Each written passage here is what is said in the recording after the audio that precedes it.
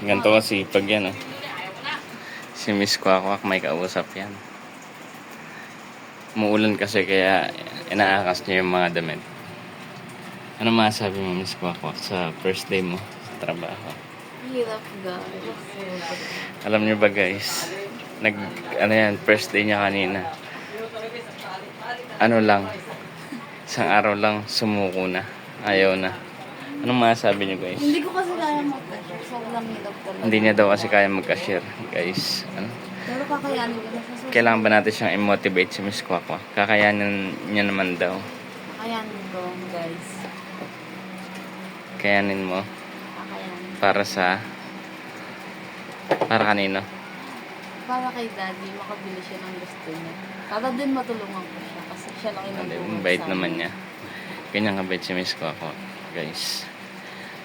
Pagod yan. Wala pang tulog, guys. Wala ka din ang phone. Alam niyo ba gumising kami alas 7 ang ganyan pumasok. First day, last day din. Ayaw na daw magtrabaho. Totoo ba? Mag-work pa ako. Mag-work pa. Hindi ko lang kaya mag-cashier kaya nagpalipat ako. Kung kaya ko, hindi naman ako. Ayoko naman magbayad ng siya iba makakalit. Malutap ko maghapon tapos sila na makikinap. Kaya hindi na ako sisigurado. Palipat na lang ako.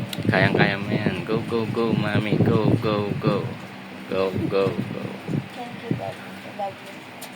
Eh, napakabait niyan, guys. Sipag pa niyan. First day. Pero nagpa-last day na siya. Oh, guys. Pasensya na at medyo late na naman tayo mag-upload. Si Mr. Kwakwa. Inaasar na naman natin si Mr. Kwakwa. Alam mo ba guys, first day ni Miss Kwakwa kanina. Tapos nag-last day na siya. Anya na daw. Sinubukan niya lang. Tumayo ng 8 hours. Diba? Tama. Ayun guys, si Miss Kwakwa. Paalam ka na sa mga audience natin. Bye, guys. Mag-subscribe lang kayo. Opo. Salamat po guys sa lahat ng mga sumusuporta sa amin. Salamat po. Sa mga walang sawang nanonood, kung taga saan man po kayo, shoutout po sa inyo. Thank you po.